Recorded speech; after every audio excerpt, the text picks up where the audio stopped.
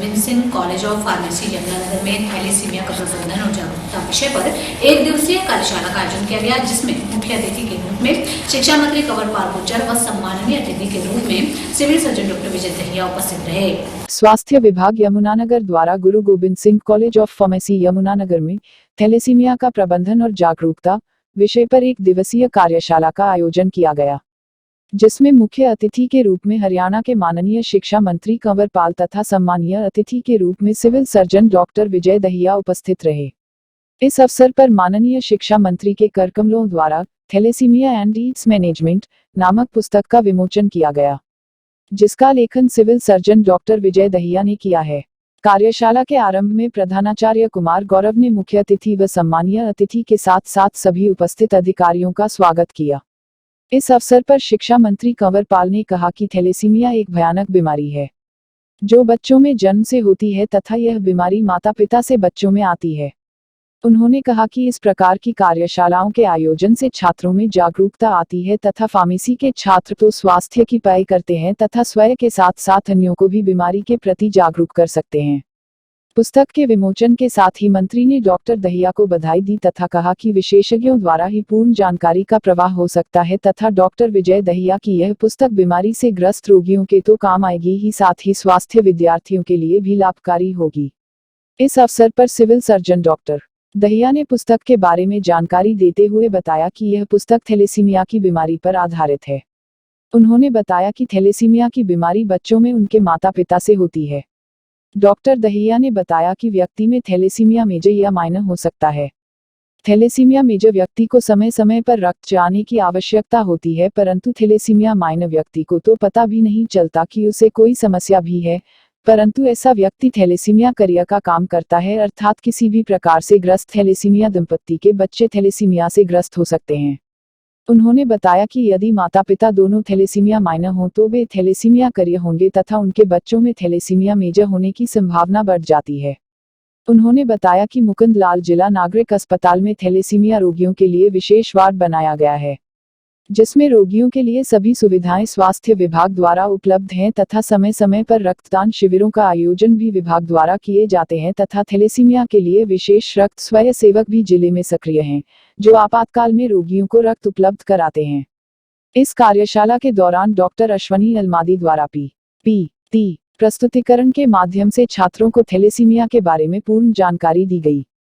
प्रस्तुतिकरण के माध्यम से उन्होंने बताया कि यह बीमारी माता पिता से बच्चों को होती है, अतः यदि माता पिता थैलेसीमिया मेजर हों तो बच्चे थैलेसीमिया मेजर होते हैं, परंतु यदि माता पिता के थैलेसीमिया माइनर होने की स्थिति में वे थैलेसीमिया करियर होंगे तथा उनके बच्चों को थैलेसीमिया होने की 50% संभावना होती है, अर्थात 25% बच्चे सामान्य, 25% बीमारी से ग्रस्त तथा 50% थैलेसीमिया करियर हो सकते हैं। इस कार्यशाला के दौरान स्वास्थ्य विभाग से उप civil surgeon doctor Deepika Gupta, doctor Rajesh Parmar, doctor Vijay Parmar, doctor Bulbul Kataria, doctor Vageesh Gutin, doctor Punit Kalda व Guru Gobind Singh college of pharmacy से प्रधानाचार्य कुमार गौरव के साथ साथ अन्य शिक्षक व फार्मेसी के छात्र उपस्थित रहे। सर, आज ये वनडे वर्कशॉप था थैलेसीमिया को लेकर और आप यहाँ पर उपस्थित रहे हैं बतौर मुख्य अतिथि, तो किस तरह का अनुभव रहा आज? जैसे अभी यहाँ जानकारी दी डॉक्टर विजय दहिया जी ने बताया कि जो माइनर पेशेंट है ना थैलेसीमिया का, अगर उसका दूसरा जो उसका पार्टनर है वो माइनर ना हो तो इससे बचा जा सकता है। ये कुछ खास बीमारी नहीं है उस स्थिति में।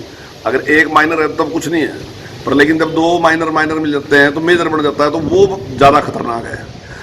तो उसके लिए जनता को जागरूक करना कि दो माइनर आपस में ना शादी करें।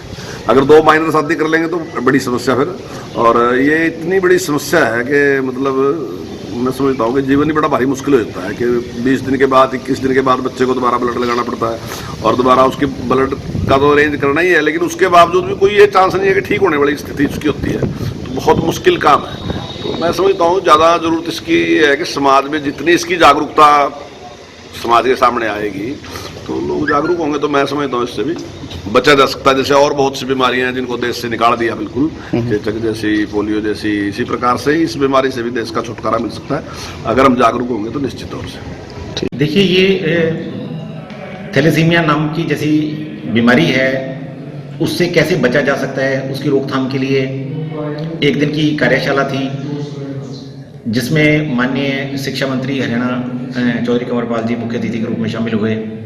इसमें हमने जितने भी बच्चे यहाँ हैं 100 के लगभग बच्चों का जो Guru Nanak college of pharmacy इनके स्टूडेंट्स का हमने स्क्रीनिंग भी की। तो ये एक दिन की कार्यशाला थैलेसीमिया नामक की बीमारी के ऊपर थी।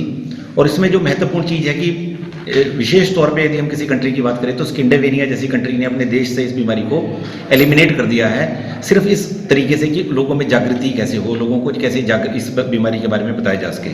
क्योंकि जो इसका माइनर का जो थैलेसीमिया माइनर है वो एक सामान्य प्रक्रिया है, सामान्य बीमारी है, क्योंकि एक हेरिडेटरी बीमारी है, परिवारों में चलती है। तो यदि थैलेसीमिया माइनर से शादी नहीं करे तो थैलेसीमिया मेजर होने की संभावना बहुत कम हो जाती है। लेकिन क्योंकि लोगों को पता नहीं होता उनमें थैलेसीमिया माइनर या थैलेसीमिया ट्रेट है, तो वो उनकी शादी आपस में हो जाती है। तो यदि एक थैलेसीमिया माइनर से शादी होती है तो 25% बच्चों में संभावना रहती है कि वो थैलेसीमिया मेजर पैदा होंगे। और जैसे थैलेसीमिया मेजर जो बीमारी है उसमें लगातार बच्चे को 21 से 1 महीने के बीच में, 21 दिन से लेकर 1 महीने के बीच में बार बार ब्लड ट्रांसफ्यूजन होती है। धीरे धीरे उनके शरीर में जो आयरन का जो मात्रा है वो बढ़ने लग जाती है, आयरन का लोड हो जाता है, जो कि सही शरीर के सारे अंगों को विकृत कर देता है। और वो जो बच्चा है वो पूरे परिवार के ऊपर एक किस्म से बोझ हो जाता है। हालांकि लोग ऐसे बच्चे के साथ भी बड़ी सहानुभूति के साथ उसको बार बार हॉस्पिटल लाकर उसको ट्रांसफ्यूजन कराते हैं, क्योंकि वो लगाव परिवार का बच्चे के साथ होता है। लेकिन सारा परिवार इस बीमारी से, न केवल वो छोटा बच्चा बल्कि पूरा परिवार इस बीमारी से जूझता रहता है। और बहुत प्रयास करने के बाद भी बहुत लंबे समय तक जो है वो कई बच्चे नहीं निकल पाते और 20-22 साल की अवस्था में उनकी मृत्यु की संभावना भी बढ़ जाती है। लेकिन यदि समय से इसका पता लग जाए तो आप थोड़ी सी मेडिकल साइंसेज में इम्प्रूवमेंट हुई हैं बीमारी से।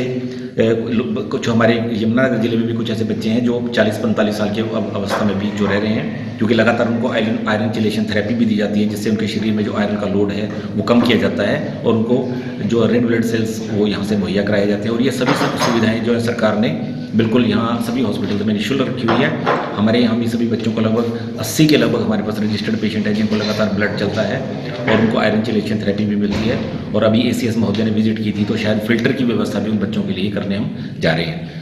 लेकिन उसके बावजूद भी ये एक ऐसी बीमारी है जिससे बचा जा सकता है, जिसको रोकथाम जिसकी की जा सकती है। इसी को जागृत करने के लिए, इसी को लोगों तक पहुंचाने के लिए कि कैसे इस बीमारी से बचा जाएगा, तो इस तरीके के सेमिनार आयोजित किए गए। तो आज हमने यहाँ फार्मेसी कॉलेज में किया है और दूसरी जगहों पर भी इस तरीके के सेमिनार करेंगे। और इसका IC मटेरियल भी हमने पब्लिश कराया ताकि लोगों को ये पता लग सके कि कैसे इस बीमारी से बचा जा सकता है।